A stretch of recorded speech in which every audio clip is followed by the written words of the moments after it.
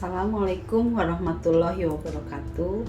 Perkenalkan, nama saya Emma Jatnika. Di sini saya akan mengajar mata pelajaran Teknologi Layanan Jaringan dengan materi mengenal ragam aplikasi komunikasi data. Adapun tujuan pembelajaran dari materi ini adalah setelah mengikuti pembelajaran, diharapkan siswa mampu menjelaskan pengertian komunikasi data, menjelaskan komunikasi audio, komunikasi video, komunikasi audio-video, dan komunikasi data, serta menunjukkan karakteristik tentang keragaman komunikasi, yaitu komunikasi audio, komunikasi video, komunikasi audio-video, dan komunikasi data. Marilah kita mulai. Sebelum menginjak kepada materi komunikasi data, mari kita kenali dulu, apakah komunikasi itu? Komunikasi adalah proses perpindahan pesan berupa ide atau gagasan dari pihak satu ke pihak yang lain. Nah, biasanya proses ini mempunyai tujuan tertentu. Artinya, si pihak pertama bisa mempengaruhi pihak kedua. Sedangkan komunikasi data adalah sebuah proses pengiriman paket data atau informasi dari satu sumber atau source menuju suatu tujuan atau destination. Bentuk komunikasi yang dapat mengirimkan informasi dalam bentuk data digital. Keuntungan komunikasi data. Pertama, komunikasi data memungkinkan penggunaan komputer secara terpusat atau sentralisasi dan tersebar atau desentralisasi, sehingga mendukung manajemen dalam hal kontrol. Kedua, komunikasi data mempermudah pengolahan dan pengaturan data dalam berbagai macam sistem komputer. Ketiga, komunikasi data dapat mengurangi waktu untuk pengolahan data. Sedangkan keuntungan keempat, komunikasi data memiliki tingkat keandalan yang tinggi sehingga data yang diterima didapatkan langsung dari sumbernya. Keuntungan selanjutnya, komunikasi data dapat mempercepat penyebaran informasi. Metode komunikasi data yang pertama yaitu metode simplex. Nah, metode komunikasi data simplex ini adalah metode komunikasi data satu arah.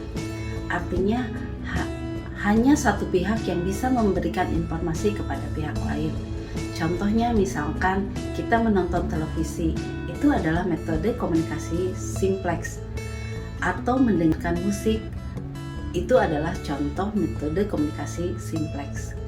Yang kedua adalah metode komunikasi half duplex. Metode ini adalah metode komunikasi dua arah bergantian.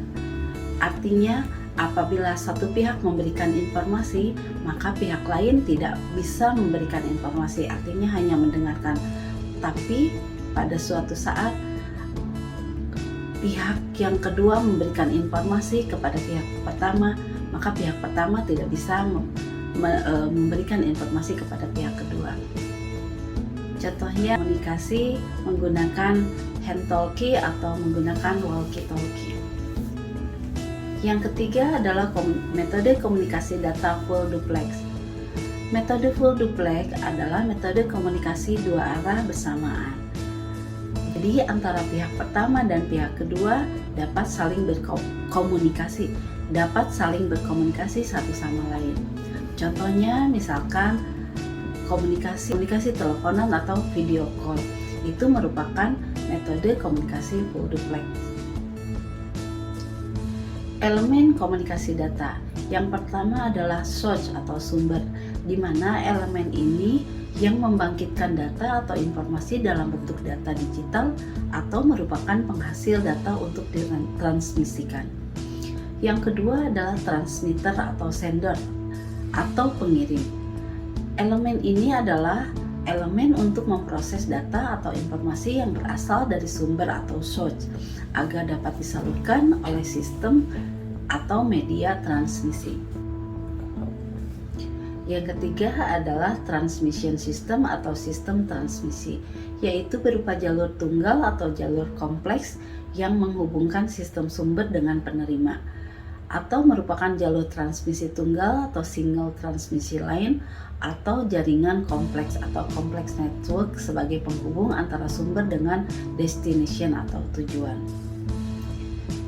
Yang keempat adalah receiver atau penerima, yaitu sebagai penerima dari sistem transmisi dan menggabungkan ke dalam bentuk tertentu yang dapat ditangkap oleh tujuan. Sebagai contoh, sebuah modem akan menerima suatu sinyal analog yang datang dari jaringan atau jalur transmisi dan mengubahnya menjadi suatu digital bit system destination atau tujuan, yaitu yang menangkap data dari receiver.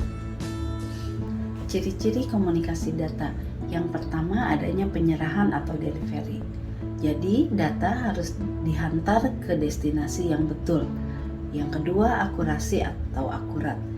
Artinya, sistem harus menyerahkan data dengan akurat atau benar. Yang ketiga, tepat waktu atau timelines. Artinya, sistem harus menyerahkan data dalam waktu yang telah ditetapkan. Yang keempat, jitter. Jitter di sini mengacu pada variasi waktu kedatangan paket. Ini adalah keterlambatan yang tidak merata dalam pengiriman paket audio atau video. Materi terakhir di sini adalah ragam aplikasi komunikasi data.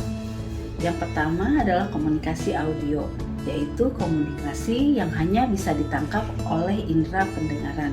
Contohnya mendengarkan musik. Yang kedua yaitu komunikasi video, yaitu komunikasi yang hanya bisa ditangkap oleh indera penglihatan, misalnya melihat gambar atau melihat banner.